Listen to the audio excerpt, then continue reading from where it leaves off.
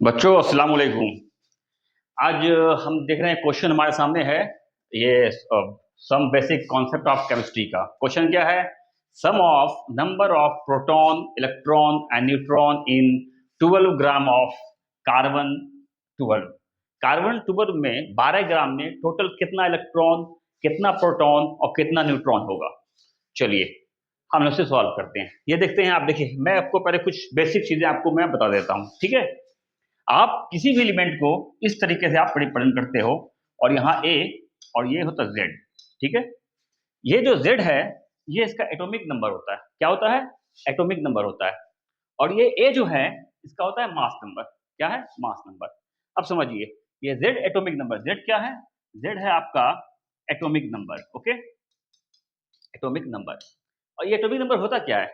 हम लोग जानते हैं कि एटॉमिक नंबर जो होता है, ये नंबर ऑफ प्रोटॉन को कहते हैं, नंबर ऑफ प्रोटॉन को कहते हैं। ओके, इसके मतलब ये जब जेड दिया रहेगा, ये प्रोटॉन को इंडिकेट कर रहा है। किसी भी एटम में कितना प्रोटॉन है, ये बताए कौन?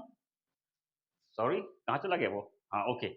ये जो है जेड जो है, ये बताएगा कि ये प्रोटॉन कितना है उस एटम में। ओके, और किसी भी न्यूट्रल एटम में जितना इलेक्ट्रॉन होता है, उतना ही प्रोटॉन होता है। अब यहाँ दिया है कार्बन कितना है, कार्बन 6। पहले हम कार्बन की बात करते हैं। तो यानी कार्बन 6 की बात करते हैं, कार्बन 6 और ये 12 है। तो ये जो 6 है, ये प्रोटॉन को इंडिकेट कर रहा है। इससे मुझे पता चल गया कि कार्बन 6 में प्रोटॉन जो होता है वो कितना है, 6 है। ओके, और हमने कहा किसी भी न्यूट्रल, ये हमारे पास न्यूट्रल स्पेसीज है। इसके मतलब इसमें जितना प्रोटॉन है, उतना इसमें क्या होगा, न्यूट्रॉन इलेक्ट्रॉन भी होगा। ओके, ठीक है। इसके मतलब इलेक्ट्रॉन भी जो है, इलेक्ट्रॉन भी जो है वो भी क्या होगा, 6। दो बातें तो मुझे मिल गई, ये इलेक्ट्रॉन है, ये प्रोटॉन। तो इस कार्बन 6 में कितना इलेक्ट्रॉन, कितना प्रोटॉन, ये मुझे मिल चुका है। अब रही बात न्यूट्रॉन की। न्यूट्रॉन क्या होता है? देखिए, ये जो ए है, चलिए मैं अगले पेज में कर लेता हूँ, सॉरी। ओके, ये जो कार्बन था, यानी मैं सॉरी, मैं यहाँ पर ये कहाँ से मिटेगा, ये होगा भाई। Okay, thank you. ये जो कोई एलिमेंट है एक्स, ओके, और ये है ए, और ये है आपको जेड। तो इसे कहते थे मास नंबर। क्या कहते हैं? Mass number. ए रिप्रेजेंट करता है किसे? मास नंबर को रिप्रेजेंट करता है, मास नंबर को। और ये मास नंबर क्या है? मास नंबर प्रोटॉन और न्यूट्रॉन के सम को कहते हैं। ओके, यानी ये जो मास नंबर है, ये जो है, ये आपके प्रोटॉन और न्यूट्रॉन का सम है। ओके, इसके मतलब यहां से हम न्यूट्रॉन निकाल सकते हैं ए माइनस पी कर करके। तो आपको कुछ नहीं करना है। जब भी ऐसा कोई एटम का सिंबल दिया रहे, आप इस दोनों को माइनस कर दीजिएगा, जो आएगा वही न्यूट्रॉन का नंबर होगा। यानी number of neutron A minus Z हो जाएगा। ठीक है। अब आप थोड़ा बैक होते हैं हल्का सा। ये देखिए, यानी यहां पर से, ये हटा भाई, ये आ गया न्यूट्रॉन। यहां से हम न्यूट्रॉन लेते हैं, तो न्यूट्रॉन कितना हो गया, ए माइनस जेड। यानी यही तो ए था, यही तो जेड था। यानी आप इस दोनों को अगर माइनस करते हैं, आपको न्यूट्रॉन मिल जाएगा। जब कभी भी कोई इस तरह का स्पेस दिखाई दे, आप इस दोनों को माइनस करोगे, 6 मिल गया। यानी प्रोटॉन, इलेक्ट्रॉन और न्यूट्रॉन, ये कितना हो गया, 6 6 6। यानी अगर हम टोटल बात कर लें, हमारे पास 18 हो गया। ये प्रोटॉन, इलेक्ट्रॉन और न्यूट्रॉन का नंबर है, किसी एक की बात हो रही है। लेकिन क्वेश्चन पढ़िए, क्वेश्चन कह रहा है 12 ग्राम में कितना होगा।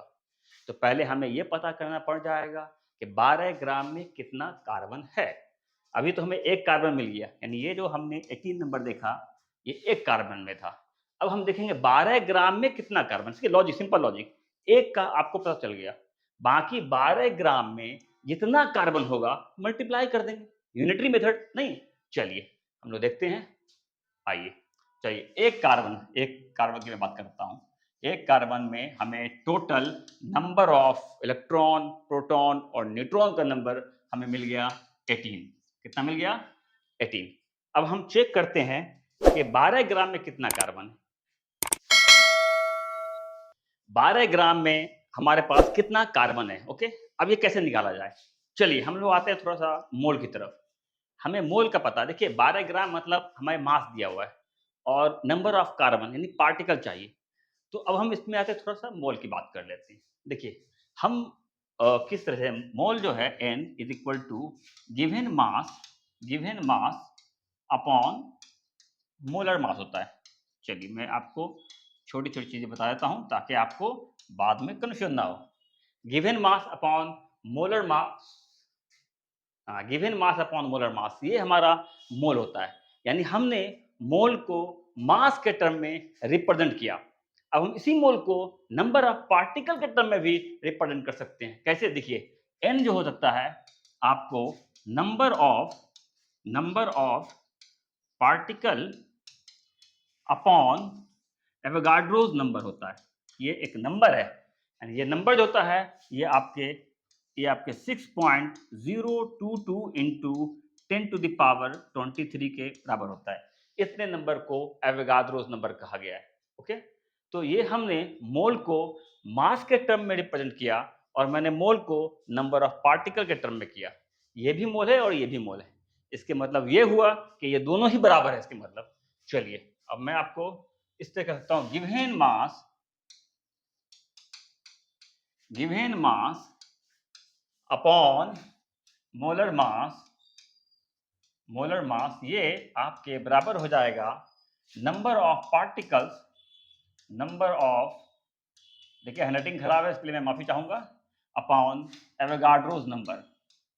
ठीक है, यानी ये आपको इस दोनों को मैं इक्वेट कर सकता हूं क्योंकि ये भी एक मोल का डेफिनेशन है इन टर्म ऑफ मास और ये भी एक मोल का डेफिनेशन है in term of number of particle. यहां से मुझे पार्टिकल निकल सकता है। इसके मतलब आपके पास जब कभी भी मास दिया रहे और पार्टिकल मांगे या पार्टिकल दिया रहे मास मांगे, आप इस दोनों को इक्वेट कर करके आप कुछ भी निकाल सकते हो। चलिए, इसके मतलब ये हो गया नंबर ऑफ पार्टिकल। मैं इस चीज को उठा करके यहां कर दूंगा तो ये नंबर ऑफ पार्टिकल निकल जाएगा। तो नंबर ऑफ पार्टिकल बोलिए, अब ये पार्टिकल क्या है? कुछ भी है, एटम, मॉलिक्यूल, आयन या कुछ भी हो सकता है। अब देखिए नंबर ऑफ पार्टिकल्स, यानी यहां पर अभी इस क्वेश्चन में ये पार्टिकल की जो मैं बात कर रहा हूं, ये कार्बन की मैं बात कर रहा हूं। Number of particle is equal to क्या था? गिवन मास कितना था? अभी मैंने कहा 18 ग्राम। अच्छा वो बात करता हूं। पार्टिकल जो हो गया, नंबर ऑफ पार्टिकल जो हो गया वो Na Avogadro's number into given mass upon molar मास। यहां से हम नंबर ऑफ यहां से हम जो आपको नंबर ऑफ पार्टिकल निकाल सकते हैं। ये गिवन मास 18 ग्राम क्वेश्चन में दिया हुआ है। ये मोलर मास क्या होता है? अब मैं थोड़ी बात करता हूँ मोलर। तो अच्छा कोई बात नहीं। तो खैर बच्चों, मैं बार बार आपको शायद 18 ग्राम बोल दिया हूं, इसके लिए मैं बहुत माफी चाहूंगा। जो क्वेश्चन में 12 ग्राम दिया है, आप टेंशन ना लें। ठीक है, क्वेश्चन बजाइए, मेरे बोली बजाइए, यहाँ देख लीजिए। तो क्वेश्चन में ये 12 ग्राम, तो मैं थोड़ा सा कंफ्यूज हो गया था लगता है। 18 जो आया था वो total number of electron, proton और न्यूट्रॉन आया था। कंफ्यूज मत हो जाइएगा। चलिए अब हम ध्यान रखते हैं ये मोलर मास क्या होता है। चलिए, मोलर मास कहते किसे हैं? एक मोल का मास को ही मोलर मास कहा जाता है। अब ये कार्बन है तो कार्बन जो 12 है, देखिए कार्बन 12, तो ये जो होता है, अब फिर यहाँ पे चीज मैं आपको एक अच्छी चीज बताता हूँ। बच्चे जो कंफ्यूज करते हैं कि आपको मैंने कहा था कोई भी एटम को आप इस तरीके से रिप्रेजेंट कीजिएगा। मैं बहुत सिंपल बात बता रहा हूँ, आप ध्यान दीजिएगा। ये जो है किसी एटम को हम रिप्रेजेंट करते हैं। ये एक क्या इंडिकेट करता है? ये क्या बात हो, ये ए क्या इंडिकेट करता है? ये ए इंडिकेट करता है नंबर ऑफ प्रोटॉन और नंबर ऑफ न्यूट्रॉन को जो एटम के न्यूक्लियस में प्रेजेंट होता है। अब देखिए, अगर हम इस चीज को ए के आगे AMU लगा दें तो ये जो है एटम का मास हो जाएगा। और इस ए के आगे अगर मैं ग्राम लगा दूं तो ये 1 मोल एटम का मास हो जाएगा। देखिए, AMU एक एटम का मास और ग्राम लगा देंगे तो वो 1 मोल का मास हो जाएगा। तो इसी 1 मोल के मास को ही हम मोलर मास कहते हैं। तो जब भी कभी कोई भी एटम दिया रहे, उसका मोलर मास लगाना हो तो जो आपके पास मास नंबर है उसमें आप ग्राम लगा दीजिएगा। अब मैं अपने क्वेश्चन पर आता हूँ। क्वेश्चन देखिए, हमारा क्वेश्चन था हमारे पास फिर भी 12 ग्राम ऑफ कार्बन 12 था, ये था ना।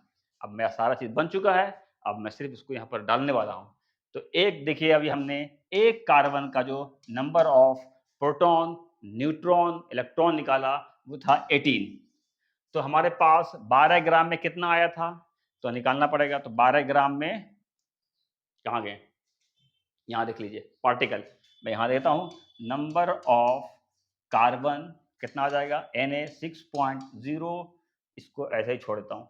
Avogadro's number into given mass था आपके 12, और ये भी मोलर मास, क्योंकि कार्बन 12 है, क्या हो रहा भाई, कार्बन 12 है तो ये आपका मोलर मास बन जाएगा, और यहाँ भी 12 ग्राम हो जाएगा, ये भी ग्राम में था, ये भी ग्राम में कैंसिल हो जाएगा, तो आपका कितना हो जाएगा Na ही रह जाएगा आपका नंबर ऑफ पार्टिकल 12 ग्राम में। अब आप यहाँ सिंपल कर लीजिए कि एक कार्बन में 18 था total number of neutron, proton and electron, तो आपके पास Na में कितना हो जाएगा, Na में हो जाएगा 18 इंटू Na, यानी 18 इंटू 6.022 इंटू 10⁻23 हो जाएगा। आप इसको मल्टीप्लाई करके आप इजिली फाइंड कर लीजिए वैल्यू। Thank you.